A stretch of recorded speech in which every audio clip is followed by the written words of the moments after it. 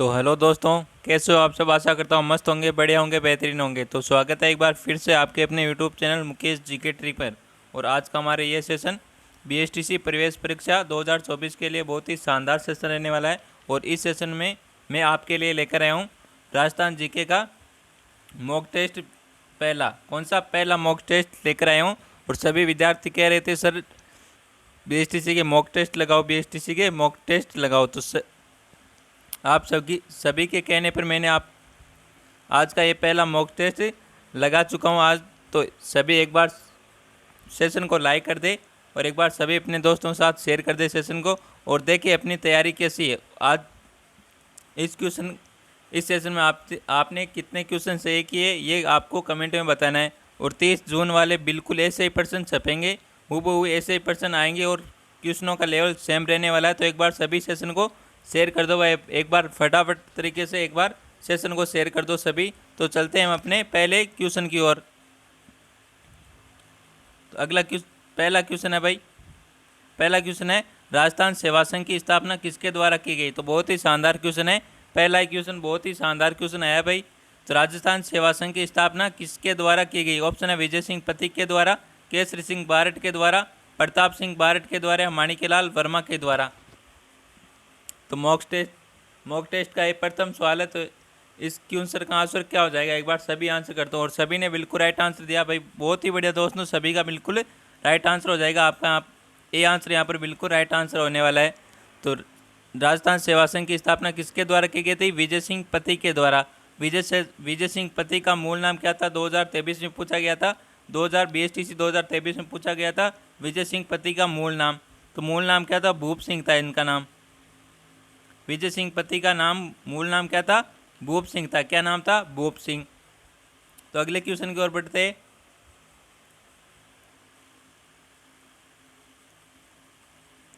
अगला क्वेश्चन है महिलाएं नथ धारण करती है। तो महिलाएं नथ आभूषण है। ये नथ क्या है, नथ एक आभूषण है। आभूषण है, महिलाएं कहाँ पर धारण करती है भाई, गले में पहनती है, अंगुली में पहनती है, अंगूठे में पहनती है, नाक में पहनती है। तो नथ कहाँ पर पहना जाने वाला आभूषण है भाई, नथ। महिलाएं नथ धारण करती है, तो कहाँ पर धारण करती है भाई। और यहाँ पर आंसर आ रहा है डी आंसर आ रहा है भाई सभी का। बहुत ही बढ़िया दोस्तों, सभी का आंसर राइट हो जाएगा यहाँ पर डी आंसर। नाक में पहना जाने वाला आभूषण है नथ। और एक होता है बेसरी आभूषण। कौन सा, बेसरी, ये इंपॉर्टेंट है भाई। बेसरी आभूषण है, ये भी नाक में पहना जाने वाला आभूषण। और किशनगढ़ चित्र शैली में बनी ठणी को ये आभूषण पहनाया हुआ दिखाया गया है। कौन सा, बेसरी आभूषण, बनी ठणी चित्रकला में। किशनगढ़ की चित्रकला है, जिस चित्रकला में बनी ठणी का चित्र है उसमें बेसरी आभूषण को दिखाया गया है भाई, बनी ठणी में। तो इसको इम्पोर्टेंट याद रखना, ये इम्पोर्टेंट है भाई आप सभी के लिए। बेसरी आभूषण है, नाक में पहना जाता है। और नथ भी ये नाक में पहना जाने वाला आभूषण। डी आंसर यहाँ पर बिल्कुल राइट आंसर रहने वाला। जिसने भी डी आंसर किया उन सभी का बिल्कुल राइट आंसर हो जाएगा। नेक्स्ट क्वेश्चन है आपके सामने। तो क्वेश्चन से पहले आपको एक सूचना दे देता हूँ मैं, जो हर सेशन में देता हूँ मैं। तो जो भी विद्यार्थी नए जुड़ते हैं उनको भी पता चले। तो बीएसटीसी परीक्षा 2024 के लिए जो भी विद्यार्थी जिस भी विद्यार्थी को 2008 से 2023 के संपूर्ण पेपर चाहिए, 2008 से 2023 के संपूर्ण बीएसटीसी के पेपर चाहिए, तो वो आपको इस प्राप्त करने के लिए आपको ज्वाइन करना होगा Telegram channel Mukesh GK tree को। किसको, Telegram channel Mukesh GK tree को ज्वाइन करना होगा, जिसमें आपको सभी क्लासों की पीडीएफ मिल जाएगी, नोट्स मिल जाएंगे और अच्छे अच्छे क्वेश्चन आपको देखने को मिलेंगे और जीके के अच्छे अच्छे फैक्ट मिलेंगे। और जिसकी आपको लिंक मिलेगी, टेलीग्राम की लिंक मिलेगी आपको यूट्यूब चैनल के बारे में। पहले आपको यूट्यूब चैनल को सब्सक्राइब करना होगा, अभी तक सब्सक्राइब नहीं किया तो यूट्यूब चैनल को सब्सक्राइब कर ले। फिर आपको यूट्यूब चैनल के बारे में जाना होगा, वहाँ पर आपको टेलीग्राम की लिंक दे रखी है। किसकी, टेलीग्राम की लिंक दे रखी है, उस लिंक पर टैप करके आपको टेलीग्राम में ज्वाइन हो जाना है। मुकेश जीके ट्री के नाम से टेलीग्राम चैनल है, उसमें ज्वाइन हो जाना है आपको। उसमें आपको 2008 से 2023 के संपूर्ण पेपर बिल्कुल फ्री मिलेंगे। ऑफकोर्स फ्री मिलेंगे, बिल्कुल फ्री, कोई भी फीस पे नहीं करनी पड़ेगी। नेक्स्ट क्वेश्चन है बम नृत्य कहाँ का प्रसिद्ध है भाई? बम नृत्य कहाँ का प्रसिद्ध है? बहुत ही शानदार क्वेश्चन आया, वेरी इंपॉर्टेंट क्वेश्चन है।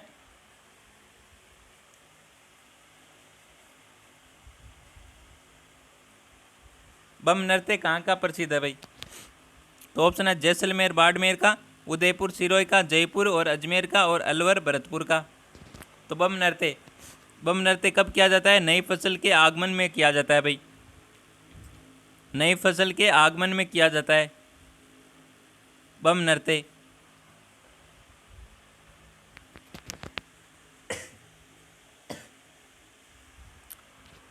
तो इसका आंसर डी आंसर जिसने भी दिया उन सभी का बिल्कुल राइट आंसर रहने वाला है। बम नृत्य अलवर भरतपुर में किया जाता है भाई। बम नृत्य अलवर भरतपुर का प्रसिद्ध है भाई। किसका? अलवर भरतपुर का बम नृत्य प्रसिद्ध है। जिसने भी डी आंसर किया उन सभी का बिल्कुल राइट आंसर रहने वाला है यहाँ पर। अगला क्वेश्चन है बीकानेर प्रजामंडल की स्थापना किसने की थी भाई? बीकानेर प्रजामंडल की स्थापना किसने की थी? तो ऑप्शन है मग्गाराम वैद्य ने, श्री राम आचार्य ने, लक्ष्मी देवी ने, मोतीलाल तेजावत ने।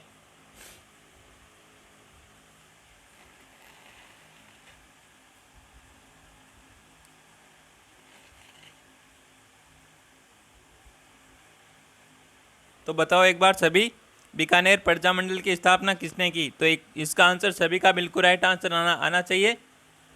और यहाँ पर आंसर आ रहा है भाई, ए आंसर आ रहा है, कईयों का डी भी आंसर आ रहा है। ए आंसर आ रहा है और कईयों का डी भी आंसर आ रहा है। तो यहाँ पर कौन सा आंसर राइट रहने वाला है भाई? बताओ एक बार सभी।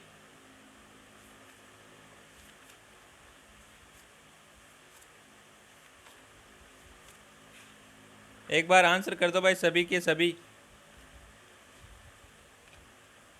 बीकानेर प्रजामंडल की स्थापना किसने की भाई? बताओ एक बार सभी।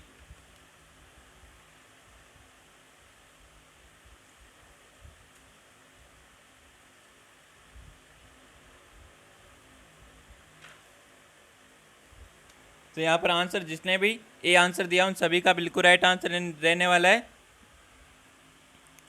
मग्गाराम वैद्य ने की थी। बीकानेर प्रजामंडल की स्थापना किसने की थी? मग्गाराम वैद्य ने की थी। ए आंसर जिसने भी दिया उन सभी का बिल्कुल राइट आंसर हो जाएगा। जिसने भी ए आंसर दिया है उन सभी का बिल्कुल राइट आंसर रहने वाला है यहाँ पर। कौन सा? ए आंसर जिसने भी दिया उन सभी का बिल्कुल राइट आंसर रहने वाला। और 1936 में की थी। कब की थी? 1936 में की थी भाई बीकानेर की प्रजामंडल की स्थापना। कब? 1936 ईस्वी में। किसने की थी? मग्गाराम वैद्य ने। ए आंसर बिल्कुल राइट आंसर है यहाँ पर। अगला क्वेश्चन है भाई, बहुत ही शानदार क्वेश्चन है, कु संबंधित है। तो कु क्या है भाई? बताओ कु क्या है? तो ऑप्शन आपके सामने जापानी जनजाति के त्योहार से है, भील जनजाति के घर से है, ग्रासिया जनजाति के हथियार से है, या भील जनजाति के कपड़ों से है भाई? कु का संबंध किससे है? बताओ एक बार। कु या टापरा? कु कह दो चाहिए टापरा कह दो भाई, बताओ एक बार। टापरा। टापरा से तो आप जान चुके होंगे, भील जनजाति के घर से संबंधित है। किससे? भील जनजाति के घर को टापरा या कु कहा जाता है। तो यहाँ पर बी आंसर बिल्कुल राइट आंसर रहने वाला है। जिसने भी बी आंसर दिया उन सभी का बिल्कुल राइट आंसर हो जाएगा। अगला क्वेश्चन है आचार्य तुलसी ने अणुव्रत आंदोलन का सूत्रपात कब किया? तो आचार्य तुलसी ने अणुव्रत आंदोलन का सूत्रपात कब किया? बताओ एक बार सभी, आंसर करो इसका। और यहाँ का आंसर, इसका आंसर क्या रहने वाला है भाई? बताओ एक बार सभी। ऑप्शन है 1949, 1945 को, 1952 को, 1942 को। तो यहाँ पर कौन सा आंसर राइट रहने वाला है? एक बार सभी आंसर कर दो। एक बार सभी आंसर कर दो भाई। और सभी का आंसर आ रहा है यहाँ पर ए आंसर 1949 को। कब? 1949 को। ए आंसर बिल्कुल राइट आंसर दिया भाई सभी ने। सभी का बिल्कुल राइट आंसर हो जाएगा यहाँ पर ए आंसर। आचार्य तुलसी ने अणुव्रत आंदोलन का सूत्रपात कब किया था?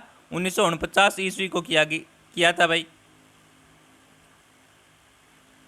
अगला क्वेश्चन है कुंभलगढ़ किले की दीवार की लंबाई बतानी है आपको भाई। तो कुंभलगढ़ किले की दीवार की लंबाई कितनी है भाई? बताओ एक बार।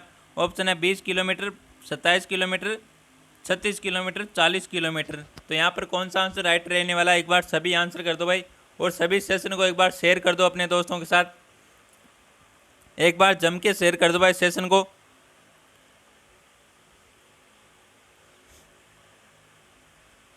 और इस मॉक टेस्ट में जितना आप प्यार दोगे उतना ही आपको मुझे फ़ायदा होगा भाई। क्या होगा? क्योंकि मैं आपके लिए मेरा मनोबल बढ़ेगा। क्या बढ़ेगा? मेरा मनोबल बढ़ेगा। और इसी प्रकार से मैं अगले मॉक टेस्ट की बहुत ही अच्छी से तैयारी करके आपको प्रोवाइड कराऊंगा भाई। तो एक बार सभी सेशन को लाइक कर दो और अपने दोस्तों के साथ जम के शेयर कर दो भाई। और अभी तक यूट्यूब चैनल को सब्सक्राइब नहीं किया तो यूट्यूब चैनल को सब्सक्राइब कर ले। मैं इन अंतिम दिनों में आपकी अच्छी तैयारी करा दूंगा भाई। एक दिन में आपके 2 मॉक टेस्ट होंगे। कितने होंगे? एक दिन में 2 मॉक टेस्ट होंगे आपके। कितने होंगे? एक दिन में 2 होंगे। तो इसका आंसर क्या हो जाएगा? एक बार सभी आंसर कर दो यहाँ पर। और यहाँ पर सभी ने आंसर दिया भाई। सी आंसर सभी का बिल्कुल राइट आंसर रहने वाला है। कुंभलगढ़ किले की दीवार की लंबाई कितनी है? 36 किलोमीटर है भाई। सी आंसर बिल्कुल राइट आंसर दिया सभी ने। बहुत ही बढ़िया दोस्तों, लाजवाब, क्या बात है। सभी का बिल्कुल राइट आंसर हो जाएगा यहाँ पर सी आंसर।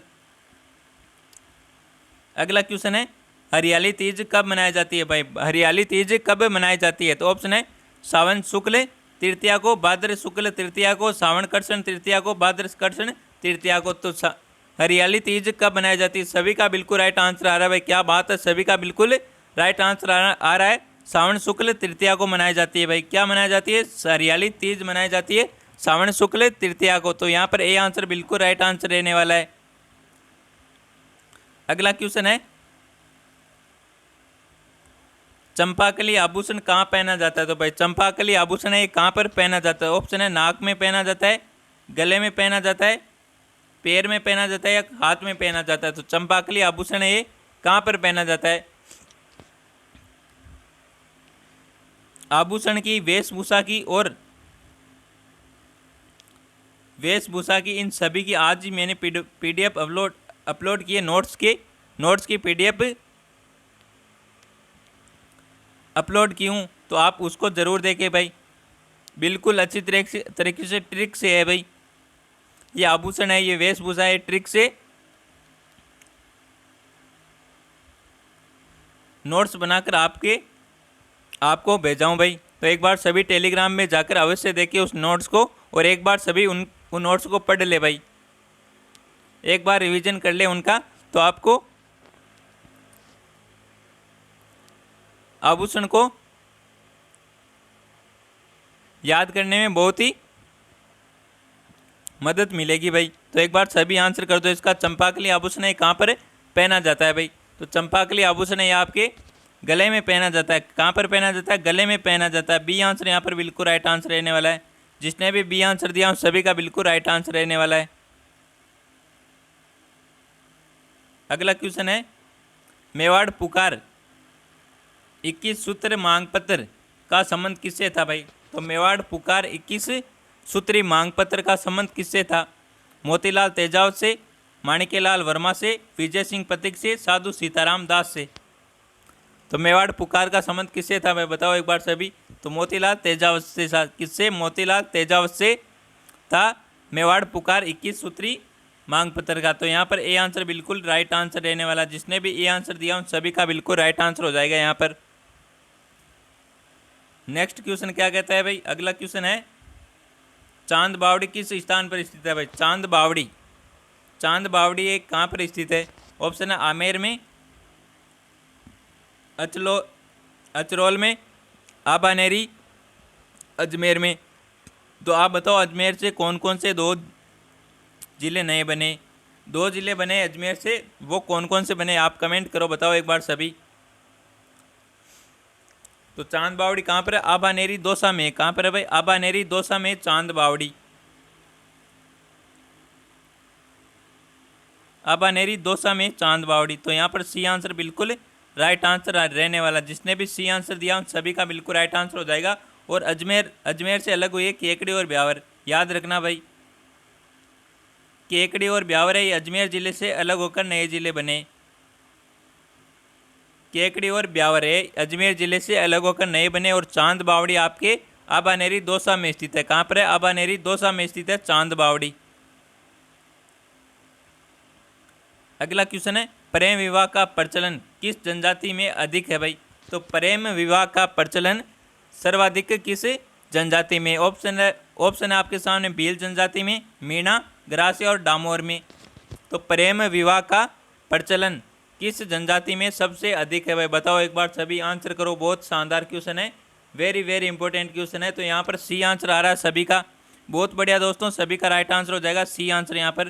तो प्रेम विवाह का प्रचलन सबसे ज़्यादा किस जनजाति में? ग्रासिया जनजाति में। किस जनजाति में?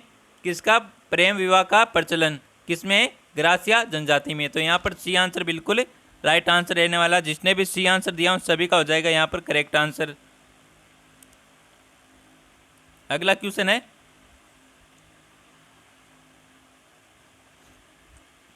भील जनजाति में कछाबू कौन पहनता है भाई? तो भील जनजाति में कछाबू कौन पहनता है? क्या कछाबू कौन पहनता है? ऑप्शन है नवयुवक, लड़का, बालक, पुरुष, महिलाएं। तो कछाबू कौन पहनता है भाई? बताओ एक बार, सभी आंसर करो इसका। तो भील जनजाति में पहना जाने वाला कछाबू कौन पहनता है भाई? महिला पहनती है, पुरुष पहनते हैं, बालक पहनते हैं या नवयुवक बालक पहनते हैं? तो बताओ एक बार सभी, कछाबू कौन पहनते हैं भाई? बताओ एक बार सभी, क्या आंसर हो जाएगा इसका? और यहाँ पर आंसर आ रहा है भाई, ए आंसर आ रहा है, डी भी आंसर आ रहा है और सी भी आंसर आ रहा है। ए आंसर आ रहा है, डी भी आंसर आ रहा है, सी भी आंसर आ रहा है भाई। चारों के चारों आंसर आ रहे, क्या बात है भाई। हाँ, चारों के चारों आंसर आ रहे सभी के। तो कछाबू कौन पहनते हैं भाई? कछाबू पहनती है। कछाबू होता क्या है बताओ एक बार, सभी कमेंट करो भाई। कछाबू होता क्या है? तो कछाबू होता है, काले और लाल रंग के घाघरे होते हैं। क्या होते हैं? काले और लाल रंग के घाघरे होते हैं। क्या होते हैं? घाघरे से तो आप पता चल जाएगा, महिलाएं पहनती है भाई। कौन पहनती है? महिलाएं। काले और लाल रंग के घाघरे होते हैं, उन्हें कछाबू बोला जाता है और महिलाएं पहनती है। कौन पहनती है? महिलाएं पहनती है। यहाँ पर डी आंसर बिल्कुल राइट आंसर होता है। डी आंसर यहाँ पर बिल्कुल राइट आंसर है। और तो महिलाएं कछाबू पहनती है। तो पुरुष क्या पहनते हैं बताओ एक बार सभी, पुरुष क्या पहनते हैं भाई? बताओ।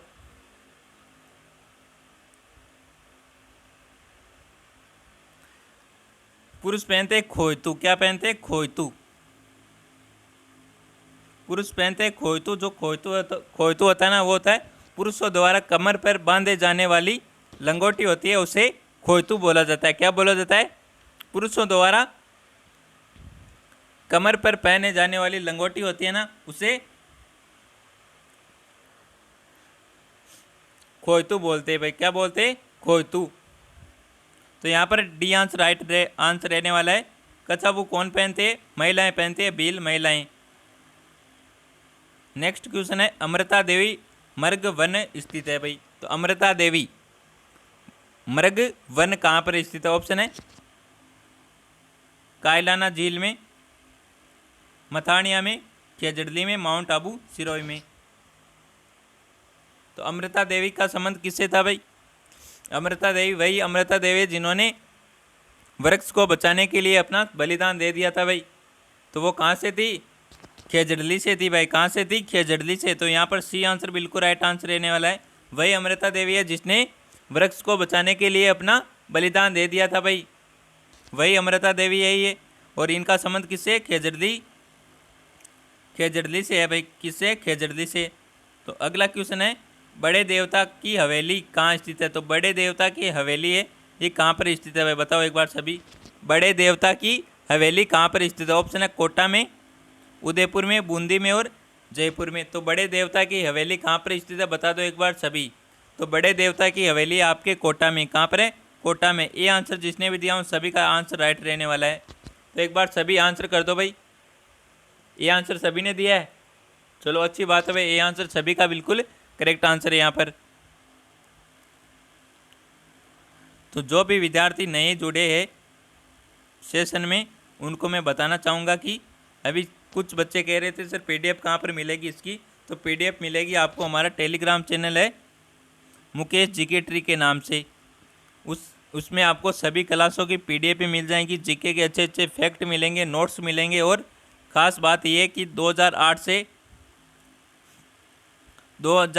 2023 के संपूर्ण बीएसटीसी के पेपर आपको बिल्कुल फ्री मिलेंगे।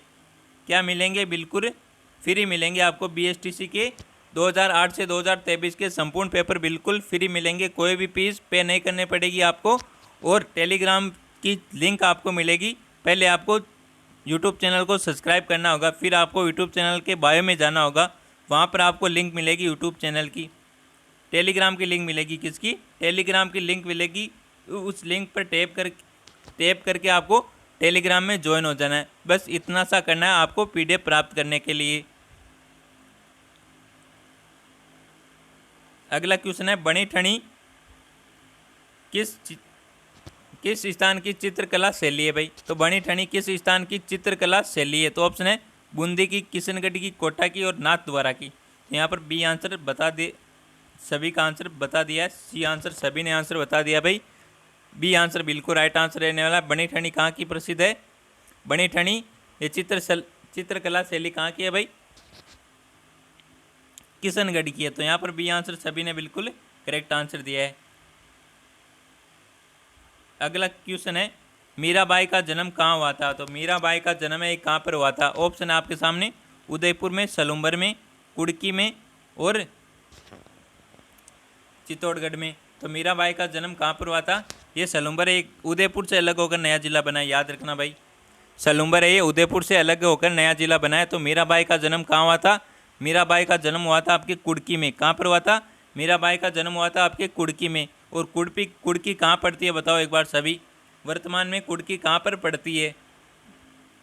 तो यहाँ पर सी आंसर बिल्कुल राइट आंसर रहने वाला है। तो आपको मीराबाई का जन्म ऐसे याद नहीं हो तो मैं आपको बता देता हूँ कि कान में कुड़की पहनी जाती है ना, तो मीराबाई का जन्म कुड़की में हुआ था। कहाँ पर? आपको पता होगा कुड़की कहाँ पर पहनी जाती है? कान में पहनी जाती है। तो कान पकड़कर आपको याद करना है भाई, मीराबाई का जन्म ही यहाँ पर हुआ था भाई, कुड़की में। कहाँ पर हुआ था? कुड़की में हुआ था। तो यहाँ पर सी आंसर बिल्कुल राइट आंसर रहने वाला। जिसने भी सी आंसर दिया उन सभी का बिल्कुल राइट आंसर रहने वाला है। और कमेंट में आपको ज़रूर बताना है कुड़की वर्तमान में कहाँ पर पड़ती है भाई, किस जिले में पड़ती है कुड़की? ये कुड़की गांव है, किस जिले में पड़ता है ये बताना आपको सभी को कमेंट के अंदर बताना है। अगले क्वेश्चन की ओर बढ़ते हैं हम। संत सभा की स्थापना किसके द्वारा की गई भाई? तो संत सभा की स्थापना किसने की थी भाई? ऑप्शन है आपके सामने, राव गोपाल सिंह ने, गोविंद गिरी ने, रूपा जी ने, मोतीलाल तेजावत ने। तो मोतीलाल तेजावत को क्या कहा जाता है? आदिवासियों का मसीहा कहा जाता है। क्या कहा जाता है? आदिवासियों का मसीहा किसे कहा जाता है? आदिवासियों का मसीहा कहा जाता है आपके मोतीलाल तेजावत को क्या कहा जाता है? मसीहा कहा जाता है भाई। आदिवासियों को मसीहा किसे कहा जाता है? मोतीलाल तेजावत को कहा जाता है। तो यहाँ पर संत सभा की स्थापना किसने की थी? बी आंसर आ रहा है सभी का, गोविंद गिरी ने की थी। किसने की थी? गोविंद गिरी ने की थी भाई संत सभा की स्थापना। तो यहाँ पर बी आंसर बिल्कुल करेक्ट आंसर रहने वाला है। जिसने भी बी आंसर दिया था उन सभी का बिल्कुल करेक्ट आंसर हो जाएगा। यहाँ पर संत सभा की स्थापना गोविंद गिरी ने की थी भाई। अगला क्वेश्चन है, जयपुर में कौन से शासक स्वयं संगीताचार्य थे भाई? तो जयपुर के कौन से शासक जो स्वयं खुद संगीताचार्य थे भाई? ऑप्शन है प्रताप सिंह, सवाई सिंह, माधो सिंह और मान सिंह। मान सिंह को ना अकबर ने फरजंद की उपाधि दी। किसकी दी? अकबर ने किसकी उपाधि दी थी? फरजंद की उपाधि दी थी।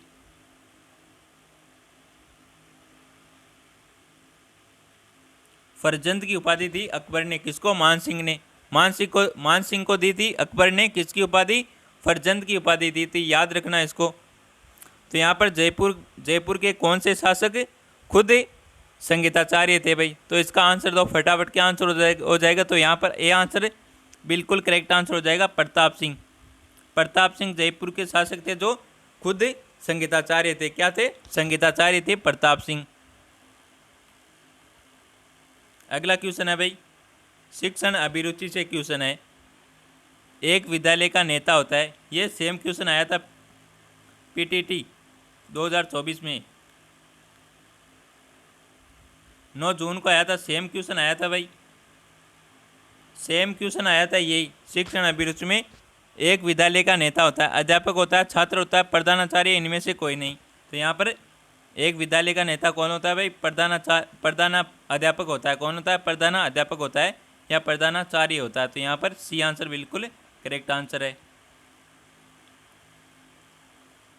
अगला क्वेश्चन है यण संधि का उदाहरण नहीं है। तो यण संधि का उदाहरण नहीं है तो ऑप्शन है अत्यधिक, यद्यपि, प्रत्येक, तथैव। तो यण संधि की एक खास बात है भाई, इनमें आधा अक्षर होता है। क्या होता है? यण संधि जिसमें होती है उसमें आधा अक्षर होता है। जैसे इसमें आधा अक्षर है, तय आधा है, इसमें द आधा है और इसमें तय आधा है। तो यहाँ पर यण संधि है। कौन सी संधि है? यहाँ पर है यण संधि। कौन सी संधि? यण संधि। और तथैव में यण संधि नहीं है भाई। तथैव में कौन सी संधि है? कमेंट में बताओ आप सभी। बड़ी मात्रा में कौन सी संधि आती है बताओ एक बार, सभी कमेंट करो भाई, सभी के सभी। तथैव में कौन सी संधि है? तो यण संधि इसमें नहीं है। तो यहाँ पर डी आंसर बिल्कुल करेक्ट आंसर रहने वाला है। राजस्थान का कौन सा शहर बावड़ियों का शहर भी कहा जाता है? तो बावड़ियों का शहर किसे कहा जाता है? बूंदी को कहा जाता है। किसे कहा जाता है? बूंदी को कहा जाता है बावड़ियों का शहर। ये आंसर बिल्कुल राइट आंसर रहने वाला है। यहाँ पर किसे कहा जाता है? बावड़ियों का शहर बूंदी को कहा जाता है भाई। रेगिस्तान का कल्प वृक्ष कौन सा है भाई? तो रेगिस्तान का कल्प वृक्ष सभी को मालूम है खेजड़ी है। कौन सा है? खेजड़ी। बी आंसर करेक्ट आंसर है यहाँ पर। अगला क्वेश्चन है सेवन घास किस जिले में विस्तृत रूप से उगती है? तो सेवन घास कहाँ पर उगती है? बाड़मेर, सीकर, जैसलमेर और जोधपुर। बाड़मेर से अलग हुआ है बालोतरा। कौन सा? बालोतरा है। ये बाड़मेर से अलग होकर नया जिला बना है बालोतरा। तो यहाँ पर सेवन घास है, जैसलमेर में विस्तृत रूप से उगती है। तो सी आंसर यहाँ पर करेक्ट आंसर रहने वाला है। जिसने भी सी आंसर दिया उन सभी का बिल्कुल राइट आंसर हो जाएगा। अगला क्वेश्चन है इंदिरा गांधी नहर का प्रारंभ कब हुआ? तो इंदिरा गांधी नहर का प्रारंभ कब हुआ था? सभी को मालूम है इंदिरा गांधी नहर का प्रारंभ हुआ था 31 मार्च 1958 को। कब हुआ था? 31 मार्च 1958 को हुआ था। ए आंसर यहाँ पर भी बिल्कुल करेक्ट आंसर रहने वाला है। सभी ने बिल्कुल राइट आंसर दिया। बहुत ही बढ़िया दोस्तों, सभी का यहाँ पर राइट आंसर हो जाएगा। अगला क्वेश्चन है सोम कमला अंबा सिंचाई परियोजना किस जिले में स्थित है? तो ऑप्शन है डूंगरपुर में, चित्तौड़गढ़ में, उदयपुर में, बांसवाड़ा में। तो यहाँ पर कौन सा आंसर राइट हो जाएगा? एक बार सभी आंसर कर दो। सोम कमला अंबा सिंचाई परियोजना किस जिले में स्थित है? तो ये है आपके डूंगरपुर जिले में। किस जिले में? डूंगरपुर जिले में। तो यहाँ पर भी ये आंसर बिल्कुल राइट आंसर रहने वाला है। अगला क्वेश्चन है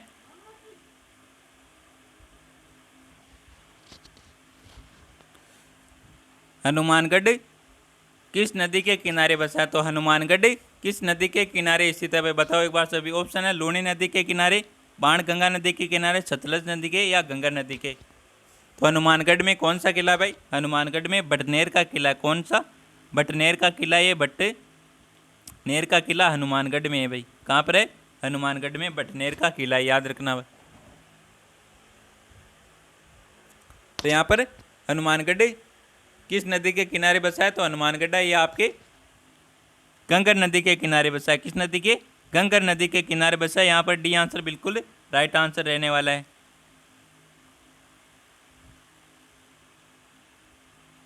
बिच्छा मेड़ा किस नदी का उद्गम स्थल है? तो बिच्छा मेड़ा कौन सा भाई? बिच्छा मेड़ा किस नदी का उद्गम स्थल है? ऑप्शन है कांतली नदी का, सोम नदी का, बेचड़ नदी का या बाणगंगा नदी का।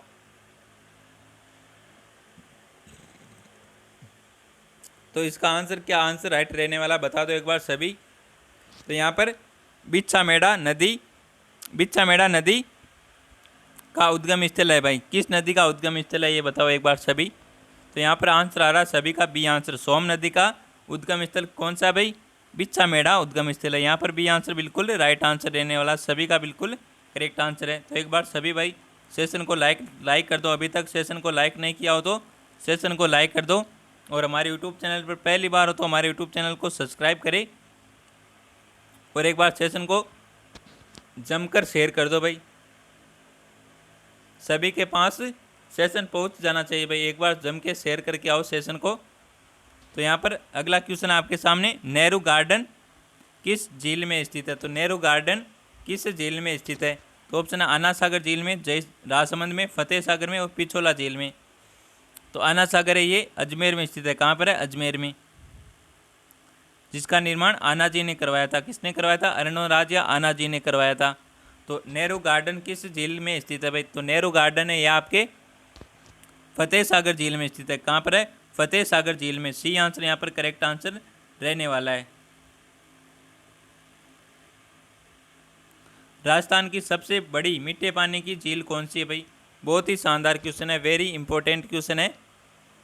राजस्थान की सबसे बड़ी मीठे पानी की झील कौन सी है? जयसमंद झील है भाई। डी आंसर यहाँ पर सभी का बिल्कुल करेक्ट आंसर आया है। कौन सी झील है? जयसमंद झील है ये राजस्थान की सबसे बड़ी मीठे पानी की झील है। डी आंसर करेक्ट आंसर रहने वाला है यहाँ पर।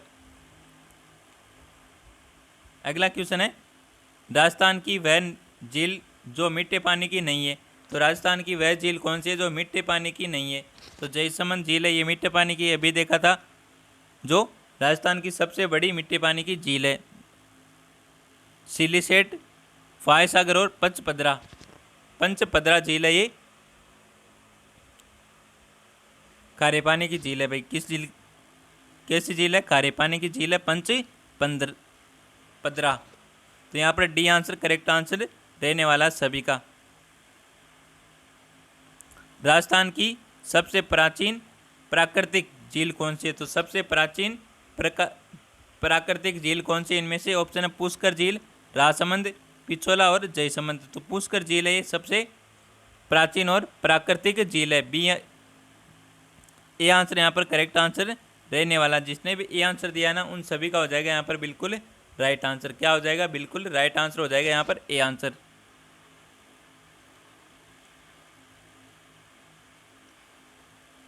आना सागर झील किस जिले में है भाई? आना सागर झील है ये किस जिले में स्थित है? बताओ एक बार सभी। टोंक में, उदयपुर में, अजमेर में और झालावाड़ में। तो अभी बताया था मैंने, अजमेर में आना सागर झील स्थित है। यहाँ पर सी आंसर, कौन सा आंसर? सी आंसर रहने वाला बिल्कुल राइट आंसर। आना सागर झील है ये आपके अजमेर ज़िले में स्थित है। और टोंक एकमात्र मुस्लिम रियासत है, सभी को पता है ना, एकमात्र मुस्लिम रियासत थी टोंक।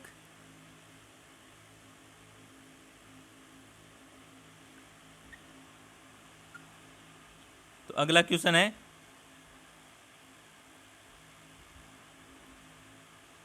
नक्की झील राजस्थान के किस जिले में स्थित है? तो नक्की झील है ये राजस्थान के किस जिले में स्थित है? बताओ एक बार सभी। तो नक्की झील नागौर में, जालौर में, सिरोही में, पाली में। तो नागौर से कौन सा जिला अलग हुआ है? डीडवाना कुचामन जिला है ये नागौर से अलग होकर बना, और जालौर से सांचौर बना। कौन सा? जालौर से बना सांचौर। जालौर से अलग होकर सांचौर नया जिला बना, और नागौर से डीडवाना और कुचामन है ये नया जिला बन गया भाई। तो नक्की झील राजस्थान के किस जिले में स्थित है? तो नक्की झील आपके सिरोही में। कहाँ पर है? सिरोही में। सी आंसर यहाँ पर बिल्कुल करेक्ट आंसर रहने वाला। जिसने भी सी आंसर दिया है उन सभी का हो जाएगा राइट आंसर। यहाँ पर नक्की झील सिरोही में स्थित है। राजस्थान में खारे पानी की सबसे बड़ी झील कौन सी है? तो राजस्थान में खारे पानी की सबसे बड़ी झील कौन सी है? मीठे पानी की सबसे बड़ी झील तो है जयसमंद झील, और आपको बताने खारे पानी की सबसे बड़ी झील ऑप्शन है सांबर, लूणकरणसर, पंचपदरा, डीडवाना।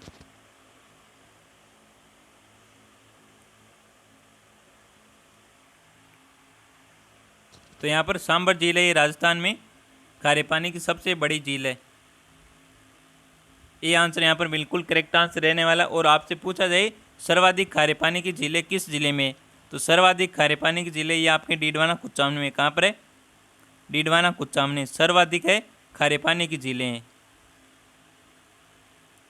खारे पानी की झीलें हैं आपके डीडवाना कुचामन में। सर्वाधिक, सबसे ज़्यादा खारे पानी की झीलें इसी जिले में है, डीडवाना कुचामन में।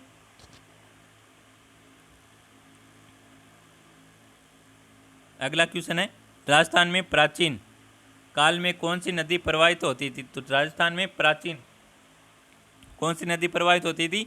सरस्वती नदी। बी आंसर यहाँ पर करेक्ट आंसर है। सरस्वती नदी राजस्थान में प्राचीन काल में प्रवाहित होती थी भाई। कौन सी नदी? सरस्वती नदी।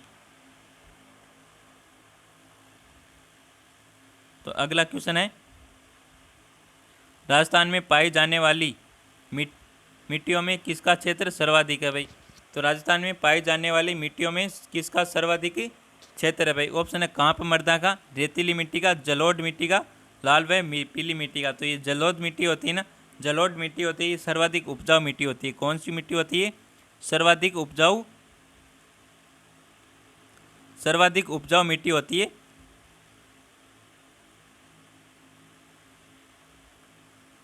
सर्वाधिक उपजाऊ मिट्टी होती है जलोढ़ मिट्टी। और राजस्थान में पाई जाने वाली मिट्टियों में सबसे ज़्यादा क्षेत्र किस मिट्टी का है? रेतीली मिट्टी का। किसका है? रेतीली मिट्टी का सर्वाधिक क्षेत्र है भाई राजस्थान में। तो यहाँ पर बी आंसर बिल्कुल राइट आंसर रहने वाला है। नेक्स्ट क्वेश्चन है, राजस्थान में पाई जाने वाली मिट्टियों में कौन सर्वाधिक उपजाऊ है? तो कौन है भाई? जलोढ़ मिट्टी है, सर्वाधिक उपजाऊ मिट्टी है। कौन सी? जलोढ़ मिट्टी। तो यहाँ पर सी आंसर बिल्कुल करेक्ट आंसर है। राजस्थान में पाई जाने वाली मिट्टियों में कौन सर्वाधिक उपजाऊ है? जलोढ़ मिट्टी है, ये सर्वाधिक उपजाऊ है, अभी बताया था मैंने आपको। अगला आ गया भाई शिक्षण अभिरुचि से क्वेश्चन, इसका आंसर देना है भाई सभी को बिल्कुल राइट। अध्यापक को छात्र की मदद करनी चाहिए। तो अध्यापक को छात्र की मदद कैसे करनी चाहिए भाई?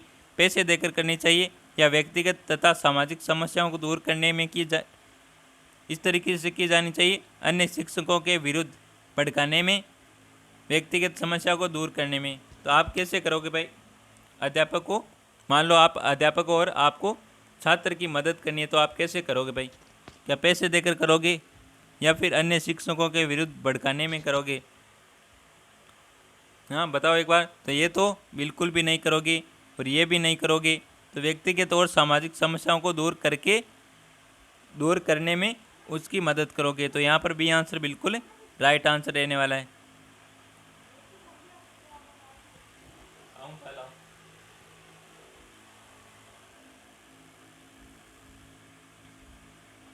अगला क्वेश्चन है, दोमट मृदा किस क्षेत्र में नहीं मिलती है? तो दोमट मृदा किस क्षेत्र में नहीं मिलती है? गंगानगर में, भीलवाड़ा में, बूंदी में, झालावाड़ में। तो भीलवाड़ा से कौन सा जिला अलग हुआ है? शाहपुरा अलग हुआ है। शाहपुरा है, ये झालावाड़ भीलवाड़ा से अलग होकर नया जिला बना है। और गंगानगर से कौन सा बना है? गंगानगर से बना है अनूपगढ़, जो पाकिस्तान से सीमा लगाता है। पहले लगती थी अंतर्राष्ट्रीय सीमा 4 जिलों से, अब पाकिस्तान अंतर्राष्ट्रीय सीमा लगती है 5 जिलों से। अनूपगढ़ है, ये नया जिला और बन गया, तो इसकी भी सीमा लगती है पाकिस्तान से। अंतर्राष्ट्रीय सीमा लगती है आपके अनूपगढ़ से भी लगती है। पहले 4 से लगती थी, अब 5 से लगने लगी है। और 5वां जिला कौन सा है जो नया जिला बना है? अनूपगढ़। किससे अलग होकर बना है? श्री गंगानगर से अलग होकर बना है। तो यहाँ पर कौन सा आंसर राइट रहने वाला है? दोमट मृदा किस क्षेत्र में नहीं मिलती है? तो इस क्वेश्चन का आंसर आपको देना है कमेंट में। किस में देना है? सभी को देना है कमेंट में। इस क्वेश्चन का आंसर आपको देना है सभी को कमेंट में। तो इसका आंसर क्या हो जाएगा? एक बार सभी आंसर कर देना कमेंट में। तो आज का ये सेशन आपको पसंद आया हो तो सेशन को एक बार लाइक ज़रूर करना। और अभी तक यूट्यूब चैनल को सब्सक्राइब नहीं किया तो अभी सभी यूट्यूब चैनल को सब्सक्राइब कर ले। और कल सुबह 8 बजे आपकी रीजनिंग की क्लास होगी। किसकी क्लास होगी? रीजनिंग की क्लास होगी सुबह 8 बजे। और 12 बजे आपका एक मॉक टेस्ट और होगा। कल 12 बजे आपका मॉक टेस्ट होगा, तो उसमें सभी जुड़ जाना। मॉक टेस्ट होगा भाई सभी का, तो सभी जुड़ जाना। तो मिलते हैं एक और बेहतरीन सेशन के साथ। तब तक थैंक यू, टेक केयर, जय हिंद, वंदे मातरम।